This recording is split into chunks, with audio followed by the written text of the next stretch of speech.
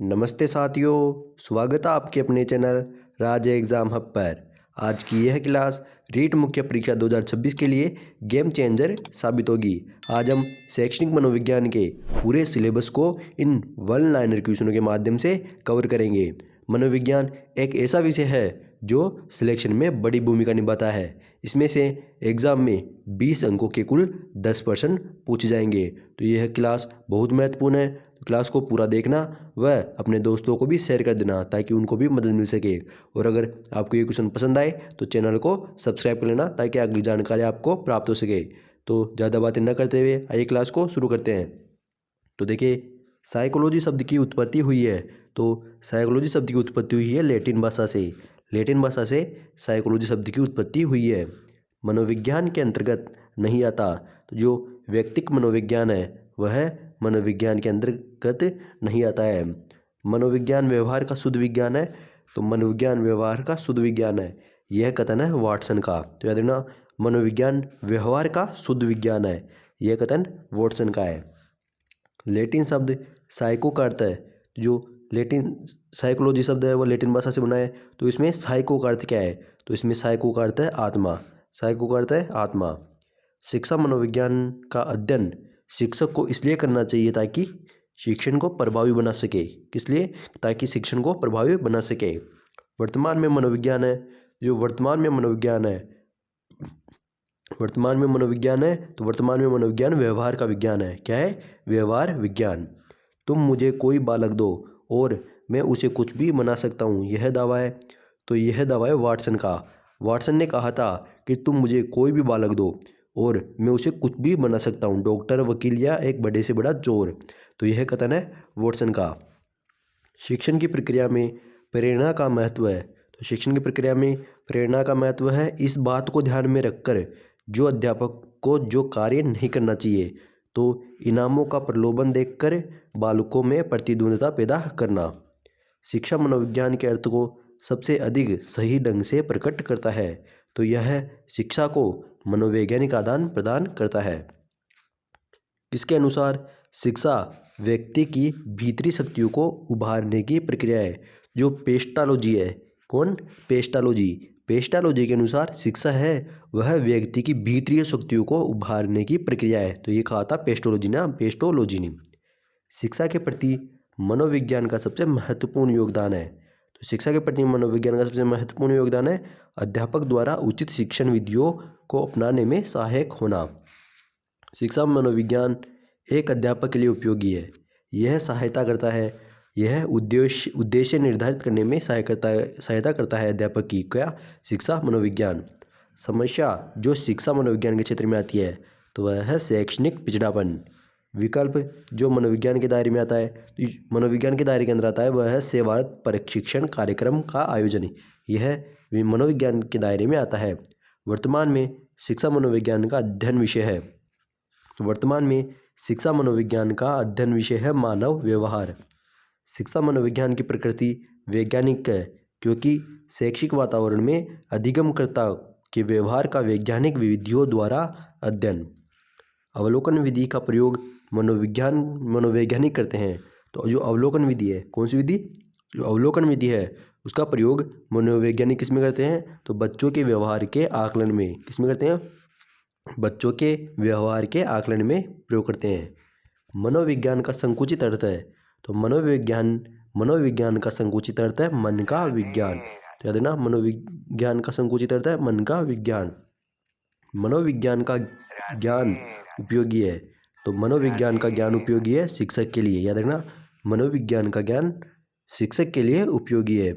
सर्वप्रथम मनोविज्ञान को किस विषय के अध्ययनकर्ता के रूप में स्वीकार किया गया? तो सर्वप्रथम मनोविज्ञान को आत्मा विषय के अध्ययनकर्ता के रूप में स्वीकार किया गया। शिक्षा मनोविज्ञान के मुख्य तत्व है। तो याद रखना, शिक्षा मनोविज्ञान के मुख्य तत्व है शिक्षार्थी, सीखने की प्रक्रिया और अध्यापक। याद रखना, शिक्षा मनोविज्ञान कितने कितने तत्व है? तो 3। कौन कौन से? त्रितत्व है। उसमें है शिक्षार्थी, सीखने की प्रक्रिया और अध्यापक। आगे क्वेश्चन देखिए। मनोविज्ञान प्रवृत्ति की मुख्य विशेषता है। तो मनोविज्ञान प्रवृत्ति की मुख्य विशेषता है व्यक्तिगत विभिन्नता सिद्धांत। मनोविज्ञान का जन्म दर्शन शास्त्र के अंग के रूप में हुआ। एक तना है अरस्तु। किसने कहा था? ये अरस्तु ने कहा था। मैकडूगल ने अपनी पुस्तक आउटलाइन साइकोलॉजी, कौन सी पुस्तक? तो याद रखना मैकडूगल की पुस्तक है आउटलाइन साइकोलॉजी में किस शब्द की कड़ी की आलोचना की? तो चेतना। तो याद रखना मैकडूगल की पुस्तक है, तो मैकडूगल की पुस्तक का नाम याद रखना आउटलाइन साइकोलॉजी। इसमें मैकडूगल ने किस शब्द की कड़ी आलोचना की है? तो वह है चेतना की। मनोविज्ञान को दर्शन शास्त्र से अलग विज्ञान का दर्जा दिलाया। तो जो विलियम जेम्स थे, कौन? विलियम जेम्स थे, इन्होंने मनोविज्ञान को दर्शन शास्त्र से अलग विज्ञान का दर्जा दिलाया था। तो याद रखना विलियम जेम्स ने। मनोविज्ञान का शाब्दिक अर्थ है, तो मनोविज्ञान का शाब्दिक अर्थ है आत्मा का विज्ञान। प्रथम प्रयोगात्मक मनोवैज्ञानिक प्रयोगशाला स्थापित की गई। तो प्रथम प्रयोगात्मक मनोवैज्ञानिक प्रयोगशाला विलियम वुंट द्वारा स्थापित की गई थी। किसके द्वारा? विलियम वुंट के द्वारा। मनोविज्ञान को मस्तिष्क का विज्ञान कहा है। तो मनोविज्ञान को मस्तिष्क का विज्ञान कहा है पोम्पोनोजी ने। किसने कहा था? तो पोम्पोनोजी ने मनोविज्ञान को मस्तिष्क का विज्ञान कहा है। मनोविज्ञान का प्रारंभ में अर्थ है, तो मनोविज्ञान का प्रारंभ में अर्थ था, तो जो मनोविज्ञान है उसका प्रारंभ में अर्थ था आत्मा का विज्ञान। 20वीं शताब्दी में मनोविज्ञान को माना जाने लगा। तो 20वीं शताब्दी में मनोविज्ञान को माने जाने लगा व्यवहार विज्ञान। पहले आत्मा का विज्ञान, लेकिन फिर 20वीं शताब्दी में मनोविज्ञान को व्यवहार विज्ञान माना जाने लगा। मनोविज्ञान के अनुसार सीखने का मतलब ज्ञान का निर्माण करना है। एक किसने कहा? तो वाइगोत्स्की ने। वाइगोत्स्की के अनुसार मनोविज्ञान के अनुसार सीखने का मतलब ज्ञान का निर्माण करना है। ये क्या था? वाइगोत्स्की ना। शिक्षा मनुष्य की अंतर्निहित क्षमता का परिपूर्णता से विकास करती है। यह कथन है, तो शिक्षा मनुष्य की अंतर्निहित क्षमता का परिपूर्णता से विकास करती है। यह कथन है विवेकानंद का। प्रश्नोत्तर विधि का जनक माना जाता है। तो सुकरात को प्रश्नोत्तर विधि का जनक माना जाता है। शिक्षा मनोविज्ञान का स्पष्ट व निश्चित स्वरूप सामने आया तो 1920 में। जर्मनी के लिप्पाजिंग विश्वविद्यालय, जहां प्रथम मनोवैज्ञानिक प्रयोगशाला 1879 में स्थापित की गई। वर्तमान में इसका नाम क्या है? तो वर्तमान में नाम इसका कार्ल मार्क्स विश्वविद्यालय। मनोविज्ञान का अतीत बहुत लंबा है परंतु इतिहास बहुत छोटा। ये कथन है, तो ये कथन है एबिगास का। एबिगास के अनुसार मनोविज्ञान का अतीत बहुत लंबा है परंतु इतिहास बहुत छोटा है। डी एनिमा रचना है, तो यह है अरस्तु की। प्लेटो ज्ञान का केंद्र मानता था, तो प्लेटो ज्ञान का केंद्र मानता था मस्तिष्क को। वुंट के द्वारा स्थापित स्कूल का नाम है, तो वुंट के द्वारा स्थापित स्कूल का नाम है संरचनावाद। मनोविज्ञान है, तो मनोविज्ञान व्यवहार व मानसिक प्रक्रियाओं का अध्ययन है ना। तो मनोविज्ञान है व्यवहार व मानसिक प्रक्रियाओं का। मनोविज्ञान को व्यवहार के विज्ञान के रूप में सबसे पहले परिभाषित किया था। तो मनोविज्ञान को व्यवहार के विज्ञान के रूप में सबसे पहले परिभाषित किया था वॉटसन ने। किसने किया था? वॉटसन के द्वारा किया गया था। मनोविज्ञान की विषय वस्तु में शामिल किया जा सकता है, तो मनोविज्ञान की विषय वस्तु में शामिल किया जा सकता है मनोवैज्ञानिकों से किसी विषय वस्तु का पर विचार विमर्श करना। मनोविज्ञान को सामान्यतः मनोवैज्ञानिकों के जिस शैक्षिक क्षेत्र से बाहर रखा गया है वह परामर्श मनोविज्ञान। किस क्षेत्र में मनोवैज्ञानिकों की संख्या सबसे अधिक है? तो किस क्षेत्र में मनोवैज्ञानिकों की संख्या सबसे अधिक है? तो वह है नैदानिक मनोविज्ञान में ना, नैदानिक मनोविज्ञान। अंतर्निरीक्षण विधि में प्रयोज्य तथा अध्ययनकर्ता एक ही व्यक्ति होता है। ना, अंतर्निरीक्षण विधि में प्रयोज्य और अध्ययनकर्ता एक ही व्यक्ति होता है। जिस प्रेक्षण में प्रेक्षक व्यक्ति के व्यवहारों का अध्ययन दूर से ही अर्थात उनके कार्यों में बिना हाथ बटाया करता है उसे कहा जाता है, तो इसे असहभागी प्रेक्षण।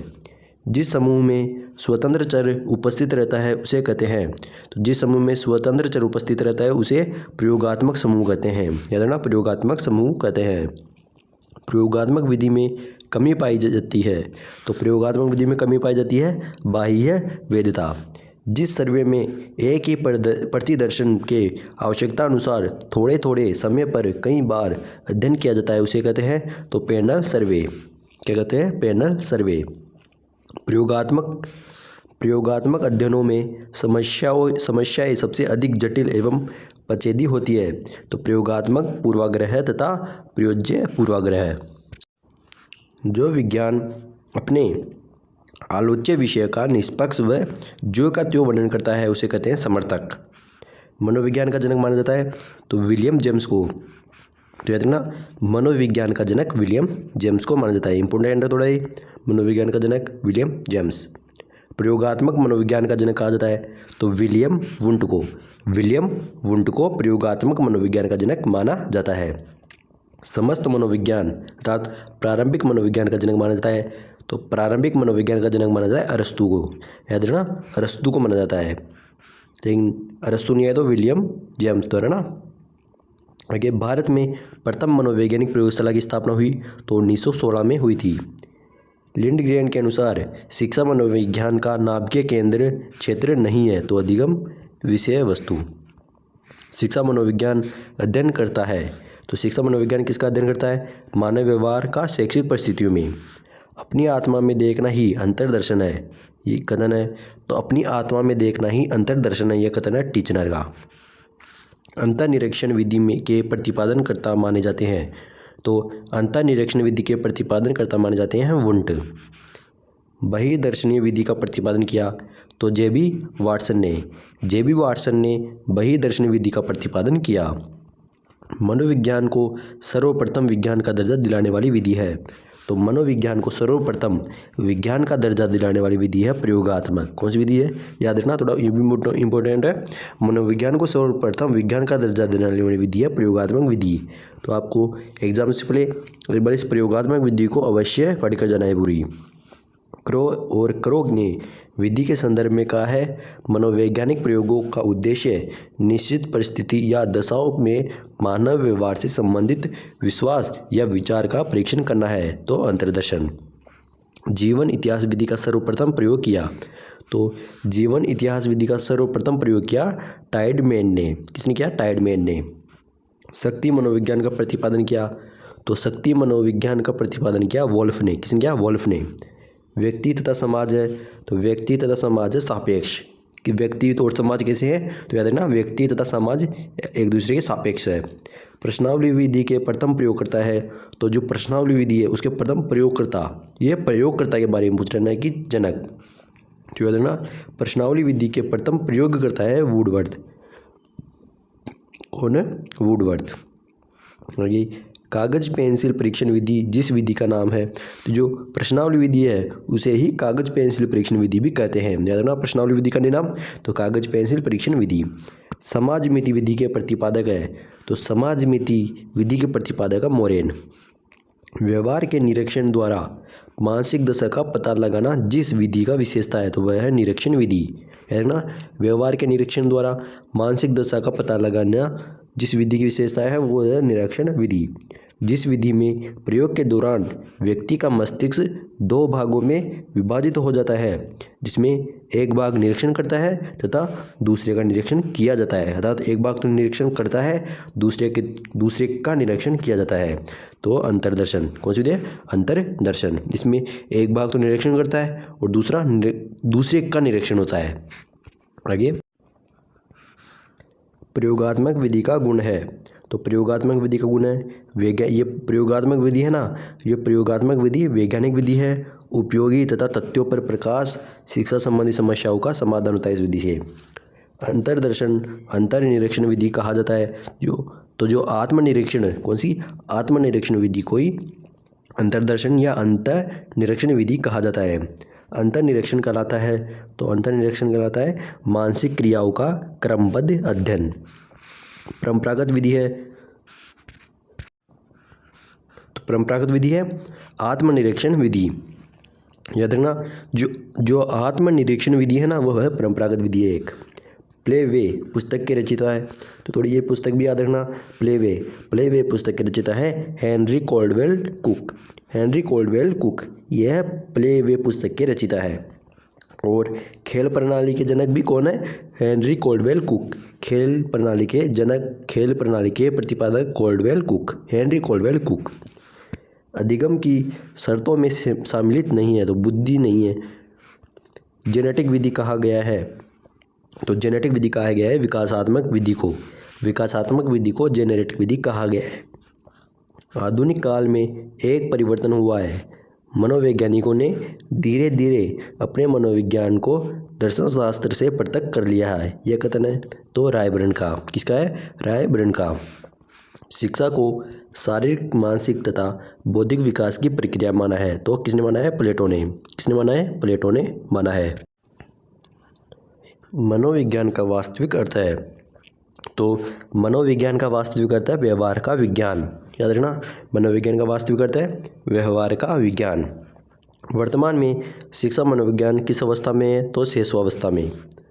पूर्व अनुभव या व्यवहार का लेखा तैयार करना जिस विधि में आता है वह है गाथा वर्णन। कौन सी है? गाथा वर्णन। बालक की वृद्धि तथा विकास का वर्णन किया जाता है। तो बालक की वृद्धि तथा विकास का वर्णन किया जाता है जेनेटिक व विकासात्मक विधि में। याद रखना, जेनेटिक व विकासात्मक विधि में बालक की वृद्धि तथा विकास का वर्णन किया जाता है। मनोविज्ञान व्यवहार व अनुभव का विज्ञान है। यह कथन है तो ये थोड़ा इंपॉर्टेंट है, इसको भी याद रखना, महत्वपूर्ण है। मनोविज्ञान व्यवहार व अनुभव का विज्ञान है। यह कथन है स्किनर का। स्किनर ने कहा था मनोविज्ञान व्यवहार व अनुभव का विज्ञान है। व्यक्तिगत भिन्नता पाई जाती है। तो व्यक्तिगत भिन्नता पाई जाती है शारीरिक गुणों में पाई जाती है व मानसिक गुणों में पाई जाती है। मनोविज्ञान में संरचनावाद संप्रदाय के प्रतिपादन करता है। तो मनोविज्ञान में संरचनावाद संप्रदाय के प्रतिपादन करता है वुंट और टिचनर। असामान्य मनोविज्ञान को वर्तमान समय में कहा जाता है तो मनोरोग विज्ञान। असामान्य मनोविज्ञान के प्रतिपादक है सिगमंड फ्राइड। असामान्य मनोविज्ञान के प्रतिपादक कौन है? तो सिगमंड फ्राइड। सिगमंड फ्राइड की जीवन अवधि है तो सिगमंड फ्राइड का जन्म 1856 में हुआ था। 1936 में 1939 में इनकी मृत्यु हुई थी। तो सिगमंड फ्राइड की जीवन अवधि है 1856 से 1939। सम्मोहन का अनुसंधान किया है। तो सम्मोहन का अनुसंधान किया है फ्रेंज ए और मेस्मर ने। व्यक्ति इतिहास विधि उपयोगी है। तो व्यक्ति इतिहास विधि उपयोगी है बच्चों के समस्यात्मक व्यवहार के अध्ययन के लिए। किसके लिए? बच्चों के समस्यात्मक व्यवहार के अध्ययन के लिए। फ्रायड के अनुसार असामान्य व्यवहार का मौलिक कारण है। तो फ्रायड के अनुसार असामान्य व्यवहार का मौलिक कारण है आंशिक दमन। क्या है? आंशिक दमन। किसने कहा कि निद्रा का अभिभावक स्वप्न है? तो ये कहा था कि निद्रा का अभिभावक स्वप्न है। ये कहा था फ्रायड ने। किसने कहा था? फ्रायड ने कहा कि निद्रा का अभिभावक स्वप्न है। एक युवक प्रेम के क्षेत्र में विफल होकर कविता के क्षेत्र में रुचि लेने लगता है। वह सफल कवि बन जाता है। निराशा के इस समाधान में सक्रिय है तो प्रतिक्रिया निर्माण। क्या है? प्रतिक्रिया निर्माण। ईगो। ईगो नियम या सिद्धांत कार्य करता है। तो ईगो नियम या सिद्धांत कार्य करता है वास्तविक के सिद्धांत पर। किस पर करता है ईगो का नियम या सिद्धांत? तो यह वास्तविकता के सिद्धांत पर कार्य करता है ईगो ना। आगे देखिए, जन्म के समय बच्चे में पाया जाता है तो ऐड जन्म के समय बच्चों में पाया जाता है। व्यक्तित्व संगठकों में से एक संगठक शेष 3 संगठकों की सेवा करता है तो वह है ईगो। कौन सा है? Ego. Super ego. Super ego का विकास मनोलैंगिक अवस्था में सबसे अधिक होता है तो अवैयक्तिक अवस्था। E.H. इरिक्सन के अनुसार मनोलैंगिक विकास की अवस्था है। तो ये भी थोड़ा महत्वपूर्ण है, याद रखना। E.H. इरिक्सन के अनुसार मनोलैंगिक विकास की अवस्थाएं हैं 8। तो याद रखना, E.H. इरिक्सन के अनुसार मनोलैंगिक विकास की अवस्थाएं 8 है ना। याद रखना, मनोलैंगिक विकास की अवस्थाएं 8 है ना। ईगो लिबिडो का अर्थ है तो ईगो लिबिडो का अर्थ है आत्म प्रेम। क्या है ईगो लिबिडो का अर्थ? तो आत्म प्रेम। मनोरचना द्वारा अवांछनीय इच्छा का रूपांतरण विपरीत इच्छा में हो जाता है तो प्रतिक्रिया निर्माण। क्या? प्रतिक्रिया निर्माण। मनोरचनाओं में से मनोविद्वलता के विकास में सक्रिय रहती है तो मनोरचनाओं में से मनोविद्वलता के विकास में सक्रिय रहती है प्रतिगमन। क्या? प्रतिगमन। गौण मनोरचना है तो गौण मनोरचना है आत्मीकरण। जो आत्मीकरण है वह गौण मनोरचना है। जीवन शैली को प्रस्तुत किया है? तो जीवन शैली को प्रस्तुत किया है प्रेक्षेपण ने। याद रखना, जीवन शैली को प्रस्तुत किसने किया है? तो प्रेक्षेपण ने किया है। मानसिक दुर्बल बालकों के लिए सबसे उपयोगी चिकित्सा है। तो जो मानसिक दुर्बल बालक होते हैं ना, उनके लिए सबसे उपयोगी चिकित्सा है पुनर्वास चिकित्सा। कौन सी? पुनर्वास चिकित्सा। तनावहीनता चिकित्सा किस रोगी के लिए उपयोगी है? तो जो अंतर्मुखी है। कौन से रोगी? अंतर्मुखी रोगी है, उनके लिए है तनावहीनता चिकित्सा। यह अंतर्मुखी रोगियों के लिए उपयोगी है। शायर ने कहा, क्या शायर ने कहा है? तड़प ए दिल, तड़पने से जरा तस्कीन होती है। इसमें मनोसंरचना सक्रिय है, तो इसमें प्रतिगमन। कौन सी मनोसंरचना इसमें सक्रिय है? तो प्रतिगमन। फ्रायड के अनुसार रचनात्मक क्रियाओं का मूल स्रोत है। तो फ्रायड के अनुसार रचनात्मक क्रियाओं का मूल स्रोत है थेनेटोस। फ्रायड के अनुसार रचनात्मक क्रियाओं का मूल स्रोत है तो थेनेटोस। थ्योरीज ऑफ लर्निंग पुस्तक के रचयिता है। तो ये पुस्तक याद रखना, थ्योरीज ऑफ लर्निंग। पुस्तक का नाम क्या है? Theories of learning. पुस्तक के रचयिता है हिलगार्ड। कौन है? थ्योरी ऑफ लर्निंग पुस्तक के रचयिता हिलगार्ड। पके हुए आमों या मिष्ठान को देखकर बालक के मुंह में पानी आ जाता है, यह सिद्धांत है। तो यह सिद्धांत है संबंध सहज क्रिया सिद्धांत। कौन सा सिद्धांत है? संबंध सहज क्रिया सिद्धांत। जो कार्य बहुत समय तक नहीं किया जाता उसे भूल जाते हैं, इसी को कहते हैं अनुपयोग का नियम। तो याद रखना, अनुपयोग का नियम किसे कहते हैं? तो याद रखना, अनुपयोग का नियम कहते हैं जो कार्य बहुत समय तक नहीं किया जाता है ना, और हम उसे भूल जाते हैं, उसे कहते हैं अनुपयोग का नियम। मतलब उसका उपयोग नहीं हुआ तो हम उसको भूल जाते हैं। अभिक्रमित अनुदेशन का प्रतिपादन किया था। तो अभिक्रमित अनुदेशन का प्रतिपादन किया था B.F. स्किनर या नॉर्मन काउडर ने, है ना। अभिक्रमित अनुदेशन का प्रतिपादन तो B.F. स्किनर आपको जवाब देना है। अगर B.F. स्किनर ऑप्शन में नहीं मिले तो नॉर्मन काउडर, है ना। अभिक्रमित अनुदेशन का प्रतिपादन किया B.F. स्किनर। अधिगम को प्रदर्शित करता है। तो हाथ जोड़कर अध्यापक का अभिवादन करना। तो अधिगम को प्रदर्शित करता है, क्या करता है कि हाथ जोड़कर अध्यापक का अभिवादन करना ही अधिगम को प्रदर्शित करता है। आगे, राजू खरगोश से डरता है। शुरू में खरगोश को राजू से काफ़ी दूर रखा गया। आने वाले दिनों में हर रोज़ खरगोश व राजू की दूरी कम कर दी गई। अंत में राजू की गोद में खरगोश को रखा गया व राजू खेलने लगा। खरगोश के साथ प्रयोग उदाहरण है। तो यह है शास्त्रीय अनुबंधन सिद्धांत। कौन सा सिद्धांत है? तो शास्त्रीय अनुबंधन सिद्धांत। इसमें देखिए, पहले एक राजू नाम का लड़का था और वो खरगोश से डरता था। तो शुरू में तो राजू और खरगोश के बीच में काफ़ी दूरी थी, लेकिन जो जो दिन जाते रहे उनकी दूरी को कम कर दिया गया और अंत में राजू की गोद में उस खरगोश को रख दिया गया। और उस समय वो राजू उसे डरा नहीं बल्कि राजू से खेलने लगा उसके साथ। तो यह है शास्त्रीय अनुबंधन सिद्धांत। कौन सा सिद्धांत है? तो शास्त्रीय अनुबंधन सिद्धांत। शिक्षक बालक को नवीन ज्ञान ग्रहण करने हेतु तैयार कर सकता है, तो प्रेरणा से। तो याद रखना, शिक्षक बालक को नवीन ज्ञान ग्रहण करने हेतु तैयार कैसे कर सकता है? तो प्रेरणा से। शिक्षक उसे प्रेरणा देगा नया ज्ञान ग्रहण करने के लिए। प्राणी को सही प्रतिक्रिया सीखने हेतु सक्रिय बनाती है। तो प्राणी को सही प्रतिक्रिया सीखने हेतु सक्रिय बनाती है प्रेरणा। अगला, एक अध्यापक ने विद्यार्थी को आई हैव गॉन लिखने का 100 बार अभ्यास कराया। अभ्यास पूरा होने के बाद अध्यापक चले जाने के बाद विद्यार्थी I have written, I have gone ऐसे 100 times and since for you are not her I have went home लिखकर चला गया। जिस नियम के प्रतिकूल असर को दर्शा रहा है। तो ये अभ्यास का नियम है। किसका नियम है? अभ्यास का। कि उसने आई हैव गॉन को जब 100 बार लिखा तो उससे उसको और शब्द लिखने का अभ्यास हुआ। इस तरह वो अलग अलग शब्द बना सका। तो ये नियम है अभ्यास का नियम। 20वीं सदी में अमेरिकी शिक्षा पर जिस सिद्धांत का प्रभाव पड़ा है तो वह प्रयास व त्रुटि का सिद्धांत। याद रखना, 20वीं सदी में अमेरिकी शिक्षा पर जिस सिद्धांत का प्रभाव पड़ा है वह प्रयास व त्रुटि का सिद्धांत।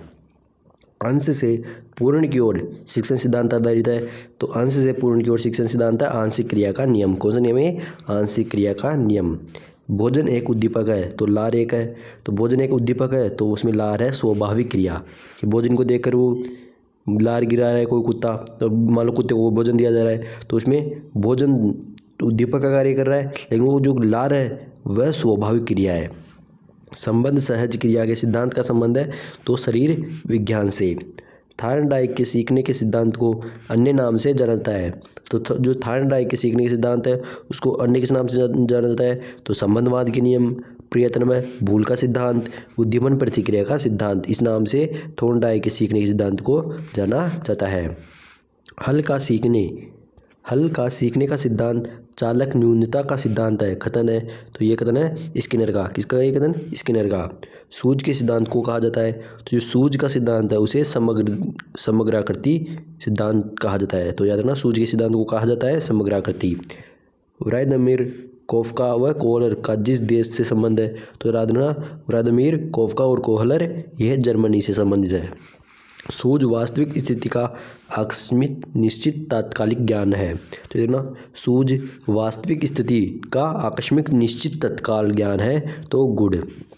कोहलर ने किस पर प्रयोग कर सिद्धांत को प्रमाणिक प्रदान किए? तो कोहलर ने वनमानुष पर। तो याद रखना, कोहलर ने किस पर प्रयोग किया था? तो कोहलर ने प्रयोग किया था वनमानुष पर। कोहलर ने वनमानुष पर प्रयोग कर सिद्धांत को प्रमाणिकता प्रदान की है। याद रखना, कोहलर ने किस पर प्रयोग करके सिद्धांत को प्रमाणिकता प्रदान की? तो वनमानुष पर है। मानवतावादी सिद्धांत अधिगम से संबंधित है। इस सिद्धांत के प्रतिपादक है तो मानवतावादी सिद्धांत अधिगम से संबंधित है। इस सिद्धांत के प्रतिपादक है रोजर्स। कौन है? रोजर्स। समतात्विक सिद्धांत के प्रवर्तक है। जो समतात्विक सिद्धांत है, कौन सा समतात्विक सिद्धांत है, इसके प्रतिपादक प्रवर्तक है थॉर्नडाइक। याद रखना, समतात्विक सिद्धांत के प्रवर्तक है थॉर्नडाइक। अधिगम तीव्र गति से हो सकता है यदि बालक प्रेरित हो। तो अधिगम तीव्र गति से हो सकता है यदि बालक प्रेरित हो, स्वप्रेरणा से, कि वह स्वयं प्रेरित हो। और इस आधार पर अगर बालक, मान लो कोई बालक है, अगर वह स्वप्रेरित है, वह स्वप्रेरणा से है ना, तो अधिगम तीव्र गति से हो सकता है, वह बालक जल्दी से जल्दी सीख सकता है। प्राथमिक कक्षा के छात्रों में अभिप्रेरणा के लिखे प्रयोग किया जाना चाहिए। तो प्राथमिक कक्षा के छात्रों में अभिप्रेरणा के लिखे प्रयोग किया जाना चाहिए नवाचारों का। किसका? नवाचारों का। अधिगम की विशेषता है तो अधिगम की विशेषता है कि यह अनुकूलन है, अनुभवों का संगठन है, उद्देश्य पूर्ण है। ये अधिगम की भी विशेषताएं हैं। कक्षागत प्रेरणा का आधार माना गया है। तो कक्षागत प्रेरणा का आधार माना गया है आवश्यकता, चालक व उद्दीपन व प्रेरक। आगे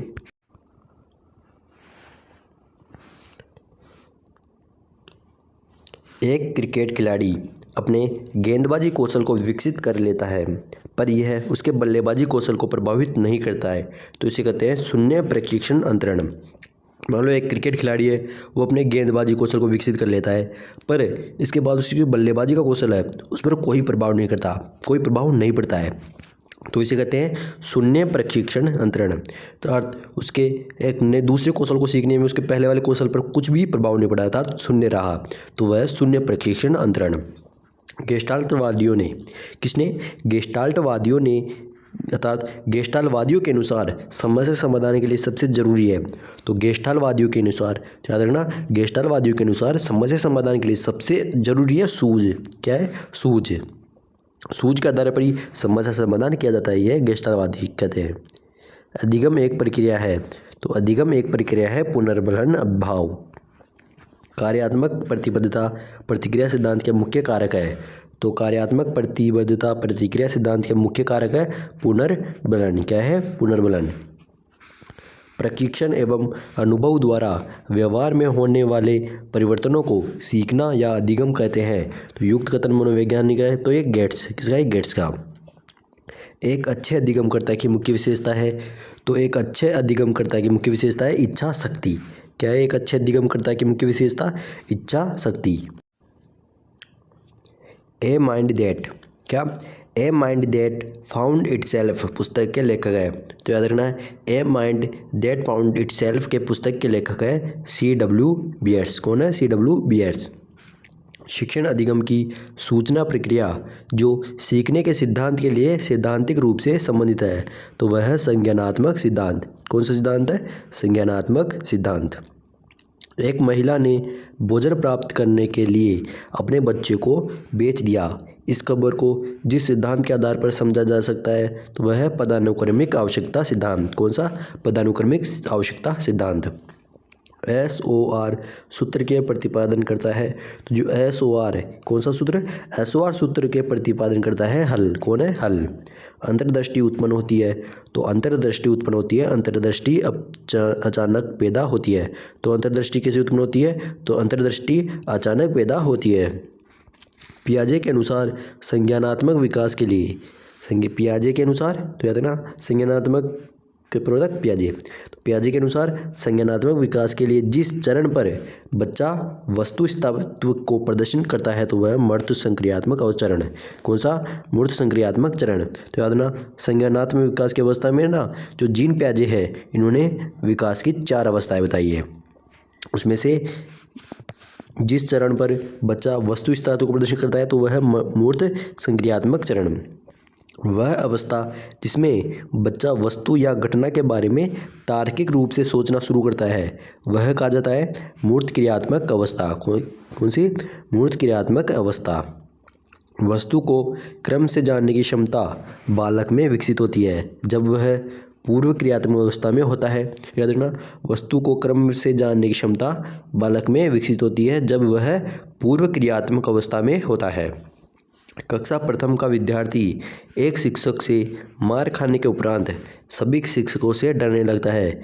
यह उदाहरण है अनुबंधित सिद्धांत। अनुबंधित सिद्धांत का ये, तो ये किसका उदाहरण है कि एक कोई छात्र था प्रथम कक्षा का, उसको शिक्षक ने डांटा या मारा, उसके बाद शिक्षक से मार खाने के उपरांत वह विद्यार्थी सभी शिक्षकों से डरने लगता है। तो यह उदाहरण है अनुबंधित सिद्धांत का। व्यवहार के कारण व्यवहार में परिवर्तन अधिगम कहलाता है। तो व्यवहार के कारण व्यवहार में परिवर्तन अधिगम कहलाता है। अधिगम की यह परिभाषा किसने दी? तो गिलफोर्ड ने। तो याद रखना अधिगम की यह परिभाषा दी थी गिलफोर्ड ने। गिलफोर्ड ने कहा था कि व्यवहार के कारण व्यवहार में परिवर्तन, याद रखना व्यवहार के कारण व्यवहार में परिवर्तन, यह अधिगम कहलाता है। तो यह परिभाषा दी थी गिलफोर्ड ने। सीखना विकास की प्रक्रिया है। क्या? सीखना है ना, यह सीखना विकास की प्रक्रिया है। यह कथन है वुडवर्थ का। तो वुडवर्थ ने कहा था सीखना विकास की प्रक्रिया है। एक विषय या परिस्थिति में सीखा गया ज्ञान किसी नवीन परिस्थिति या विषय को सीखने में सहायता करता है। यह अधिगम का स्थानांतरण है। तो मान लो एक विषय की परिस्थिति में सीखा गया ज्ञान किसी नवीन या परिस्थिति या विषय में सीखने का सहायता करता है। जैसे मान लो कि एक क्रिकेटर था, वो क्रिकेटर था, उसने अपने बल्लेबाजी के पश्चात भी गेंदबाजी की, तो वह बल्लेबाजी के साथ साथ गेंदबाजी भी अच्छे करने लगा।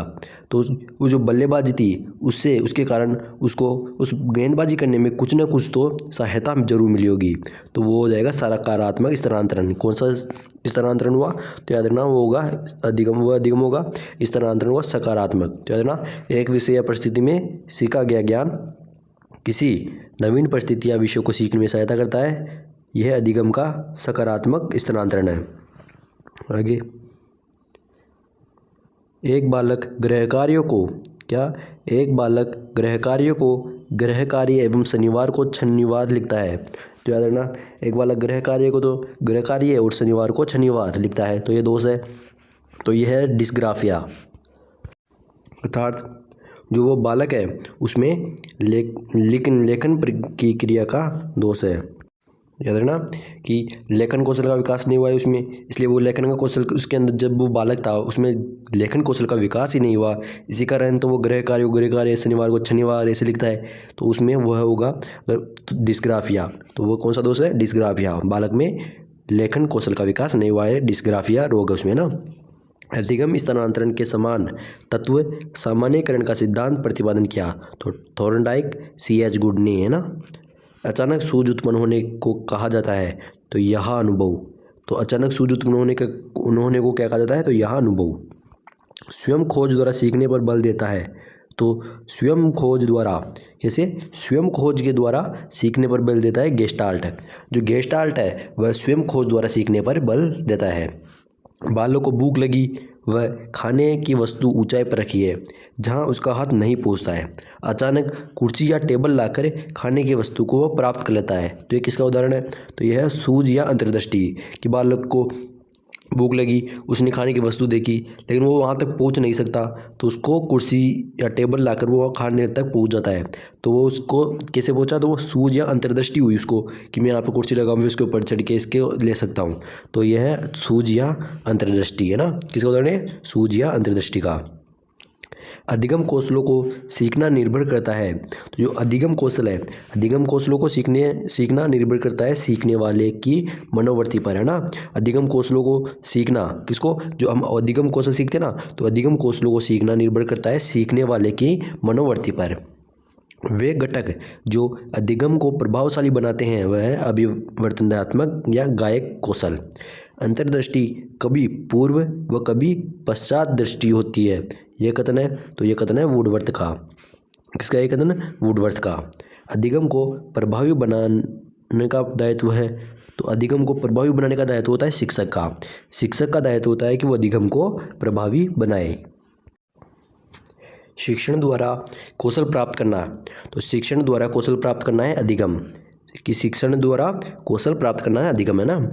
शिक्षण का मूल आधार है, तो अधिगम, अधिगम शिक्षण का मूल आधार होता है।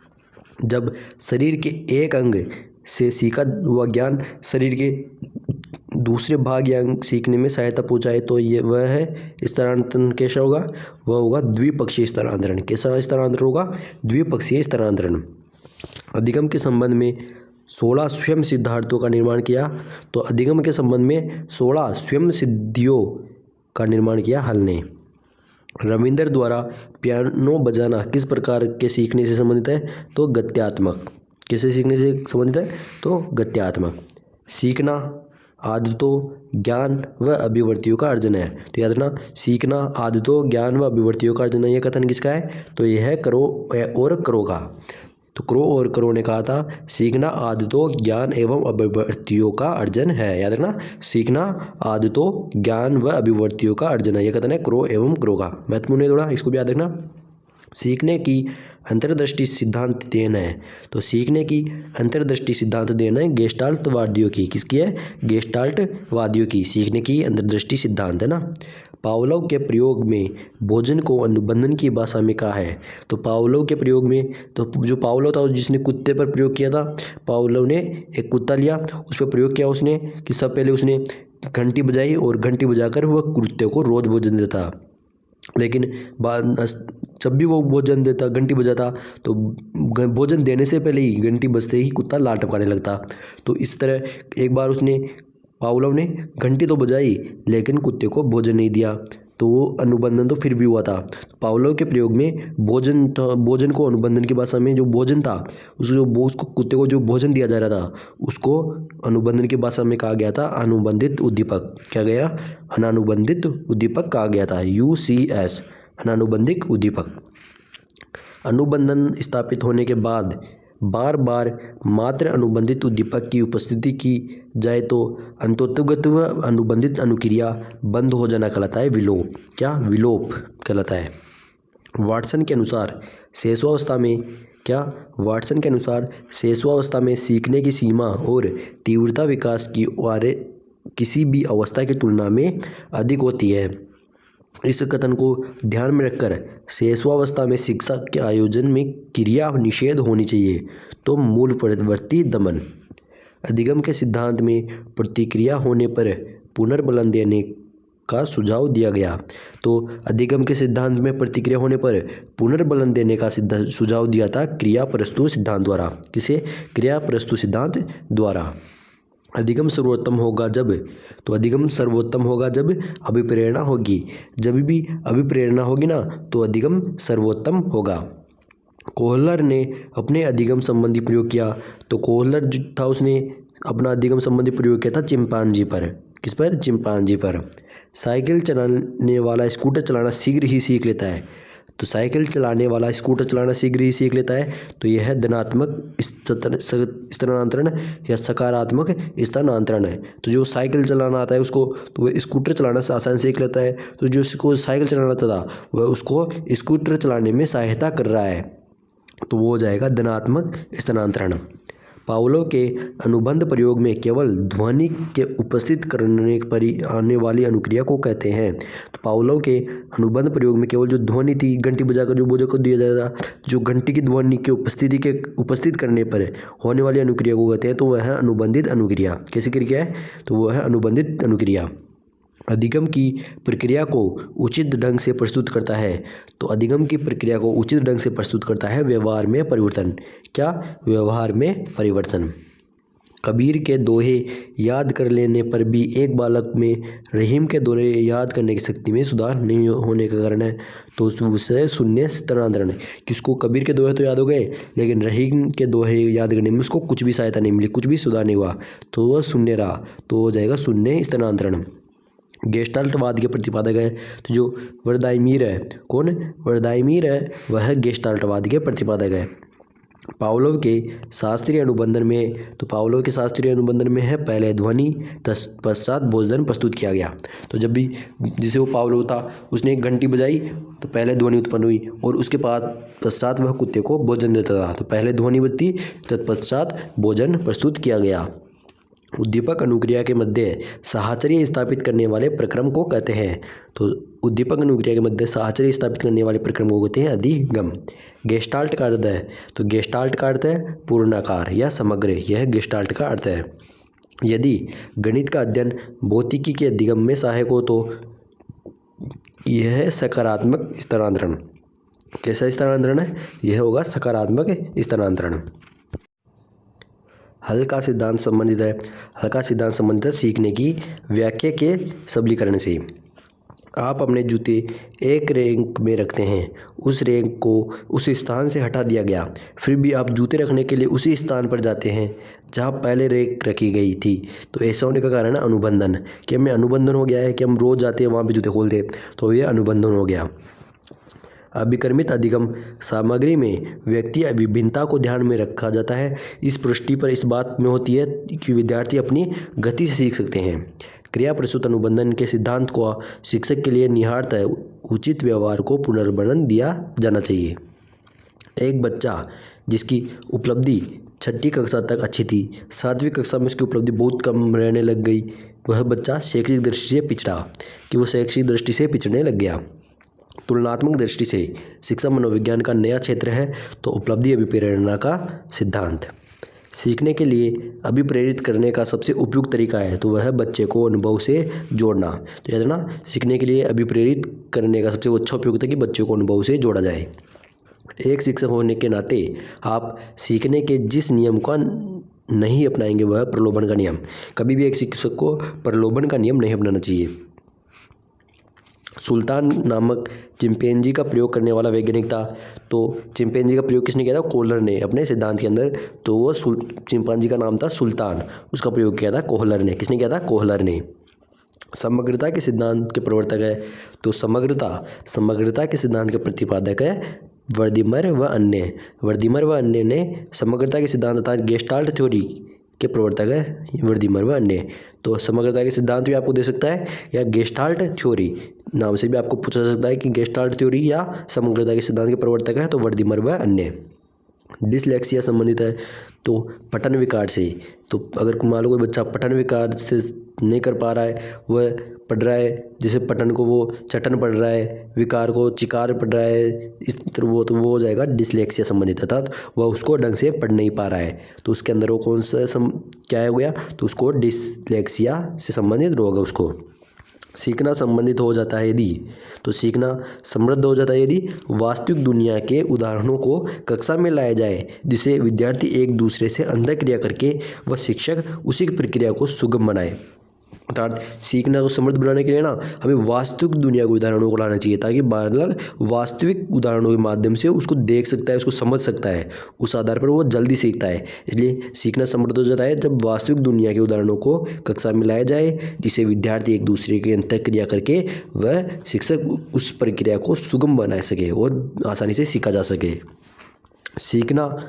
सीखने का वह सिद्धांत जो पूर्ण रूप से और केवल अवलोकनीय व्यवहार पर आधारित है। तो सीखने के किस सिद्धांत से संबंधित है? तो यह है व्यवहारवादी सिद्धांत से। कृष्णा अपनी कक्षा को क्षेत्र भ्रमण पर ले जाना चाहती है और वापस आने पर विद्यार्थियों के साथ भ्रमण पर चर्चा करती है। तो यह संकेत कौन सा है? तो यह सीखने का आकलन, कि बच्चों को पहले ले जाया गया भ्रमण पर, बच्चों को वहाँ पर सिखाया गया, बताया गया चीज़ों के बारे में, फिर वापस भ्रमण से आने के बाद उनसे उनके बारे में पूछा गया, संकेत करती है। तो यह सीखने का आकलन, कि सीखने का आकलन किया जा रहा है कि बच्चों ने वहाँ पर कितना सीखा, कैसे सीखा, तो वह सीखने का आकलन। सीखने की प्रक्रिया में अभिप्रेरणा है। तो सीखने की प्रक्रिया में अभिप्रेरणा शिक्षार्थियों में सीखने के प्रति रुचि का विकास करती है। अगला, सीखना व्यवहार में उत्तरोत्तर सामंजस्य की प्रक्रिया है। तो सीखना व्यवहार में उत्तरोत्तर सामंजस्य की प्रक्रिया है, यह कथन है किसका है? स्किनर का। स्किनर ने कहा था सीखना व्यवहार में उत्तरोत्तर सामंजस्य की प्रक्रिया है। किसने कहा था? स्किनर ने, है ना। मनोविज्ञान ने सीखने की प्रक्रिया को माना है। तो मनोवैज्ञानिकों ने सीखने की प्रक्रिया को माना है मानसिक। सीखने की प्रक्रिया चलती रहती है। तो सीखने की प्रक्रिया आजीवन चलती रहती है। जरूरी थोड़ी ना स्कूल में ही सीखे कोई बच्चा, हम जीवन से भी काफ़ी कुछ सीखते हैं। तो सीखने की प्रक्रिया आजीवन चलती रहती है, जब मृत्यु पर्यंत तक सीखने की प्रक्रिया चलती रहती है। सीखना विकास की प्रक्रिया है। तो सीखना विकास की प्रक्रिया है, यह मत किसका है? तो सीखना विकास की प्रक्रिया है। क्या? सीखना विकास की प्रक्रिया है, यह कथन है वुडवर्थ का। किसका है? वुडवर्थ का। स्थिति के प्रति सक्रिय प्रतिक्रिया है। तो स्थिति के प्रति सक्रिय प्रतिक्रिया है अधिगम। क्या है? अधिगम है। अधिगम की विशेषता है अनुभवों का संगठन, व्यक्तिगत व सामाजिक व वातावरण की उपज है अधिगम की विशेषता है। अधिगम प्रभावित होता है इच्छा से, सीखने की विधि से व प्रेरणा से अधिगम प्रभावित होता है। उच्च कक्षाओं में जिन शिक्षण विधियों का प्रयोग हो कि छात्र का अधिगम तीव्र गति से संपन्न हो, तो वह पूर्ण, सामूहिक वह सहसंबंध। बालक के अधिगम को प्रभावित करने वाले तत्व पृथक रूप से भिन्न प्रभाव डालते हैं। तो सामूहिक रूप से अधिगम की विशेषता है। तो अधिगम आजीवन चलता है ना। तो अधिगम की विशेषता है कि आजीवन चलता रहता है, यह सार्वभौमिक है, वह सक्रिय भी है। अनुकूल दशा होने पर अधिगम की प्रक्रिया हो जाती है। तो अनुकूल दशा होने पर अधिगम की प्रक्रिया सरल व प्रभावयुक्त हो जाती है। अधिगम की प्रभावशाली विधि है। तो कार्य करके, निरीक्षण करके, परीक्षण करके, यह अधिगम की प्रभावशाली विधियाँ हैं। सीखना अनुभवों का होता है। तो सीखना अनुभवों का होता है संगठन। कैसा होता है? संगठन। अधिगम की प्रक्रिया है। तो अधिगम की प्रक्रिया अस्थायी है। तो याद रखना, अधिगम की प्रक्रिया कैसी है? अस्थायी। सीखना प्रभावित होता है। तो सीखना प्रभावित होता है स्वास्थ्य से, विधि से व प्रेरणा से।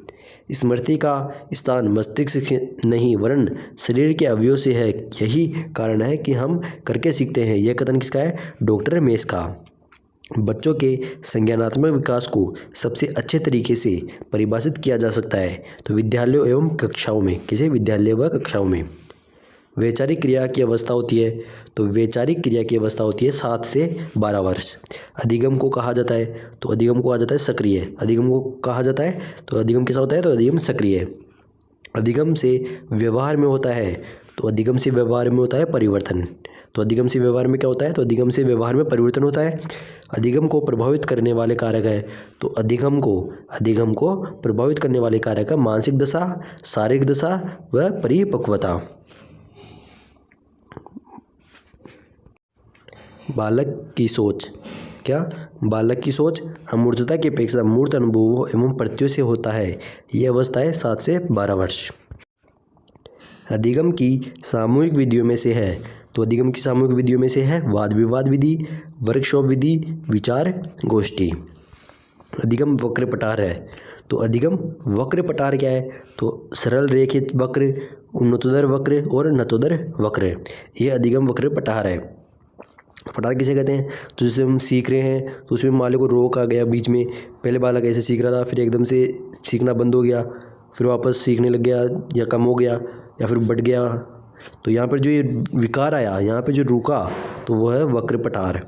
तो यह अलग अलग तरीके से होते हैं। जैसे सरल रेखीय, तो सरल रेखीय में कोई बालक मान लो ऐसे, तो वह सीधे सीधे तरीके से सीख रहा है, ऐसे ऐसे ऐसे ऐसे ऐसे, तो ये हो गया सरल रेखीय। उन्नतोदर हो गया, उन्नतोदर हो गया। इसी तरीके से अलग अलग वक्र पठार होते हैं। ई.एल. थोर्नडाइक मनोवैज्ञानिक संबंधित है। तो ई.एल. थोर्नडाइक से मनोवैज्ञानिक संबंधित है अमेरिका से। थोर्नडाइक के अनुसार अधिगम के मुख्य नियम है। तो थोर्नडाइक ने अधिगम के 8 नियम बताए थे। अधिगम के कितने नियम बताए थे थोर्नडाइक ने? तो 8 नियम। तो थोर्नडाइक के अनुसार अधिगम के मुख्य नियम तो कितने हैं? 3। अधिगम के अनुसार थोर्नडाइक के अनुसार अधिगम के मुख्य नियम तो 3 है, और थोर्नडाइक के अनुसार अधिगम के गौण नियम है वह है 5। तो इस तरह अधिगम के थोर्नडाइक ने 8 नियम बताए थे, उसमें मुख्य थे 3 और गौण थे 5। पियाजे का सिद्धांत किस अवलोकन पर आधारित है? तो अपने बालक, किसे? पियाजे ने अपने बालक पर अवलोकन किया था। अधिगम क्रिया को प्रभावशाली बनाया जा सकता है। तो सीखने के सिद्धांतों का प्रभावशाली उपयोग अभ्यास व अभिप्रेरणा से। सीखने की क्रिया को प्रभावित करता है, तो सीखने की क्रिया को प्रभावित क्या करता है? तो सीखने की क्रिया को प्रभावित करता है समय एवं थकान। यह सीखने की क्रिया को प्रभावित करता है। अधिगम को प्रभावित करने वाले कारक है। तो अधिगम को प्रभावित करने वाले कारक है सीखने की विधियाँ, अभ्यास व प्रक्रिया। ये अधिगम को प्रभावित करने वाले कारक है। शिक्षा मनोविज्ञान में अधिगम के प्रकार है। तो शिक्षा मनोविज्ञान में अधिगम के प्रकार है बौद्धिक अधिगम, प्रतिबोधात्मक अधिगम और संक्रमणात्मक अधिगम। थोर्नडाइक के सीखने के मुख्य नियम है। तो थोर्नडाइक के जो मुख्य नियम थे सीखने के, वो है तत्परता का नियम व निकटता का नियम। सीखना संबंध स्थापित करता है। संबंध स्थापित करने का कार्य मनुष्य मस्तिष्क करता है। यह कथन किसका है? तो यह कथन है थोर्नडाइक का। किसका है? थोर्नडाइक का। प्रयास व त्रुटि में कार्य को करने के लिए अनेक प्रयत्न करने पड़ते हैं, जिनमें अधिकांश गलत होते हैं। यह कथन है, तो यह कथन है वुडवर्थ का। अभ्यास का नियम कार्य पुनरावृत्ति, पुनर्विचार या अभ्यास के औचित्य को सिद्ध करता है। यह कथन है कोलेसनिक का। किसका है? कोलेसनिक का। प्रयास व त्रुटि के सिद्धांत का शिक्षा में महत्व है। तो प्रयास व त्रुटि के सिद्धांत का शिक्षा में महत्व है बड़े व मंद बुद्धि वाले बालकों के लिए। बड़े व मंद बुद्धि वाले बालकों के लिए धैर्य व परिश्रम का विकास होता है, वह कार्यधारणा विकसित होती है। चिंतन अनिवार्य रूप से एक संज्ञानात्मक गतिविधि है ना। चिंतन अनिवार्य रूप से एक संज्ञानात्मक गतिविधि है। पियाजे के अनुसार मूर्त संक्रियात्मक अवस्था का समय है तो 7 से 11 वर्ष। बच्चों के बौद्धिक स्तर के विकास के 4 सुस्पष्ट स्तरों को पहचाना गया है। तो पियाजे द्वारा बुरी आदतों को सुधारा जा सकता है। तो बुरी आदतों को सुधारा जा सकता है डांट व डपट द्वारा, दोषारोपण द्वारा व अनुबंधन द्वारा। अधिगम को शास्त्रीय अनुबंधन सिद्धांत से संबंधित है। तो अधिगम के शास्त्रीय अनुबंधन सिद्धांत से संबंधित है पावलोव, क्योंकि अधिगम के शास्त्रीय अनुबंधन सिद्धांत के प्रतिपादक कौन है? तो पावलोव है ना। तो अधिगम के शास्त्रीय अनुबंधन सिद्धांत से संबंधित है पावलोव है। एलेक्सिया है तो सीखने की अक्षमता, ये एलेक्सिया है। सामूहिक अधिगम की प्रक्रिया है। तो सामूहिक अधिगम की प्रक्रिया है मनोवैज्ञानिक।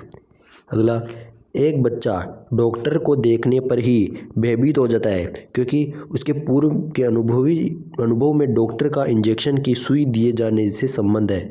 तो यह उदाहरण है प्राचीन अनुबंधन का, कि बालक पहले कभी डॉक्टर के पास गया तो उस समय उस डॉक्टर ने इंजेक्शन की सुई दी, जब बच्चे को दोबारा डॉक्टर के पास ले गया तो उसे देखने पर ही भयभीत हो जाता है क्योंकि वह प्राचीन अनुबंधन हो चुका है उस बालक के साथ। तो यह हो गया प्राचीन अनुबंधन। क्लासिकी अनुबंधन में भोजन के प्रति लार है।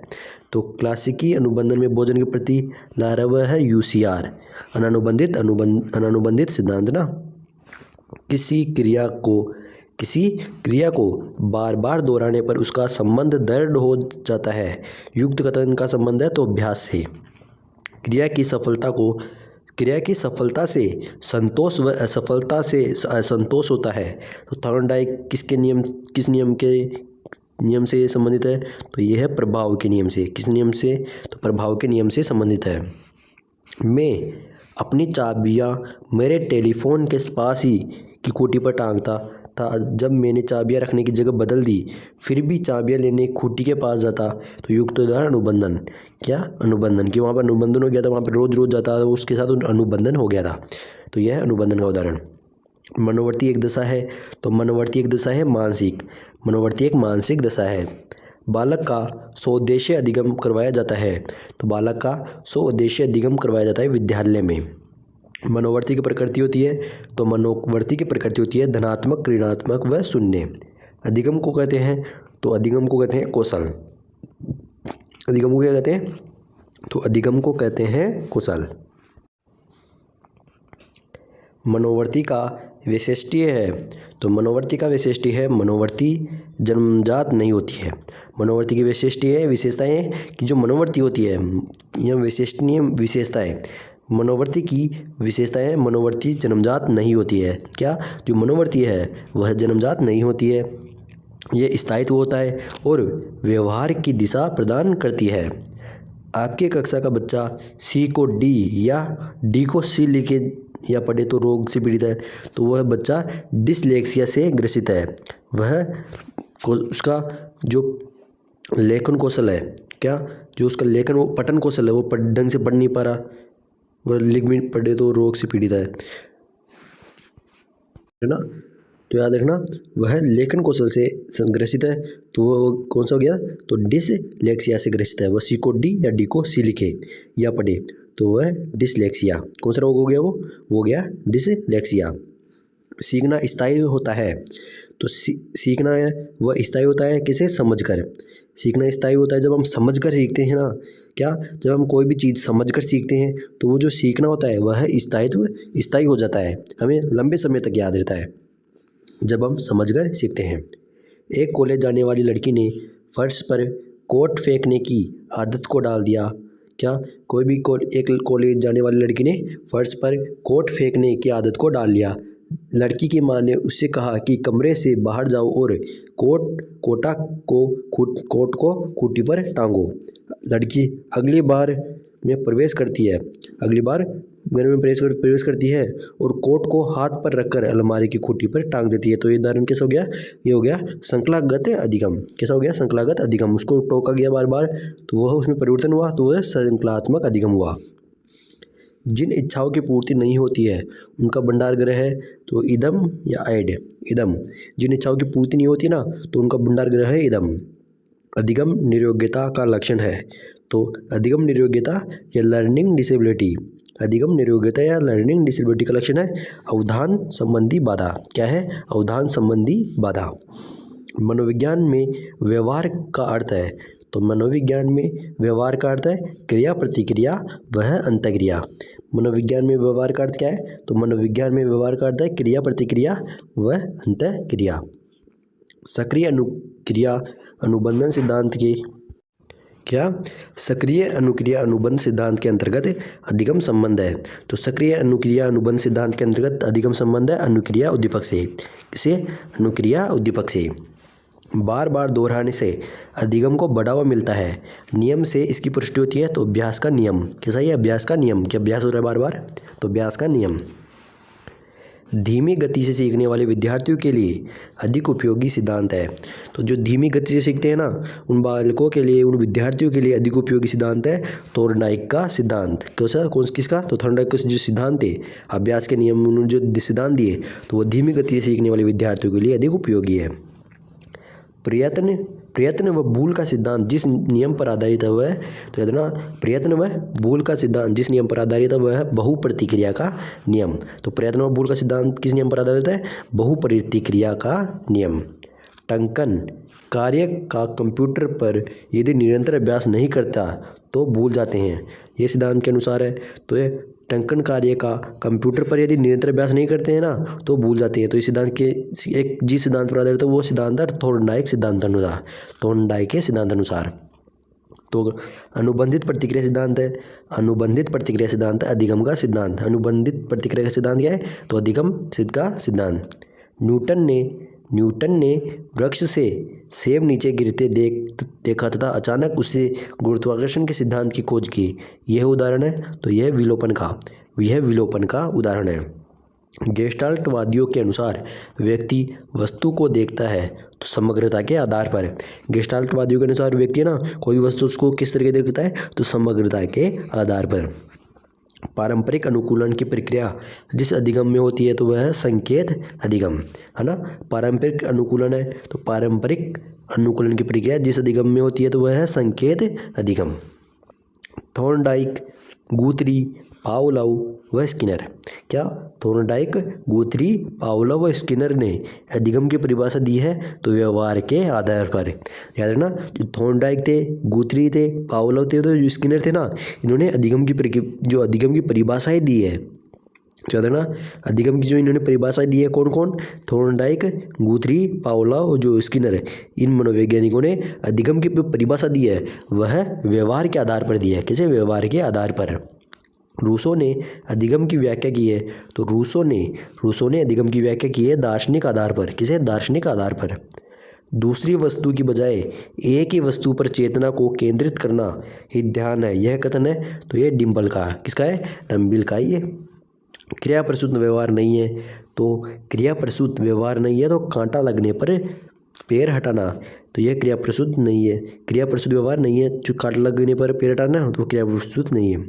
करके सीखने का विचार दिया, जो करके सीखने का, कैसे?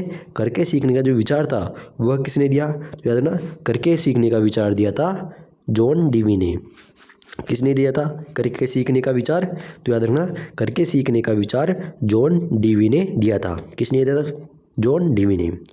क्रिया प्रसूत का संबंध होता है, क्रिया प्रसूत का संबंध होता है, तो याद रखना, क्रिया प्रसूत किसका? क्रिया प्रसूत का संबंध होता है उत्तेजना से। किसे होता है? उत्तेजना से। तो याद रखना, क्रिया प्रसूत का संबंध उत्तेजना से होता है। क्या? क्रिया प्रसूत का संबंध उत्तेजना से होता है। B.F. स्किनर ने अधिगम में मूल किसे माना है? तो याद रखना, B.F. स्किनर ने, कौन सी मनोवैज्ञानिक? B.F. स्किनर ने अधिगम में मूल किसे माना है? तो अभिप्रेरणा को। किसे माना है? अभिप्रेरणा को। B.F. स्किनर ने, किसने? B.F. स्किनर ने अधिगम में मूल किसे माना है? अभिप्रेरणा को। याद रखना। और इन्होंने चिंपांजी पर भी वो प्रयोग किया था, ये भी याद रखना। किसने किया था? स्किनर ने चिंपांजी पर प्रयोग किया था। तो B.F. स्किनर ने अधिगम में मूल किसे माना है? तो अभिप्रेरणा को। तो आज की क्लास यहीं समाप्त करते हैं, आगे के क्वेश्चनों की चर्चा अगली क्लास में करेंगे। अब अगर आपने अभी तक हमारे चैनल को सब्सक्राइब नहीं किया है तो सब्सक्राइब कर लेना, और ये क्लास अपने दोस्तों को भी शेयर कर देना ताकि उनको भी मदद मिल सके। आगे की चर्चा अगली क्लास में करेंगे, तब तक के लिए धन्यवाद।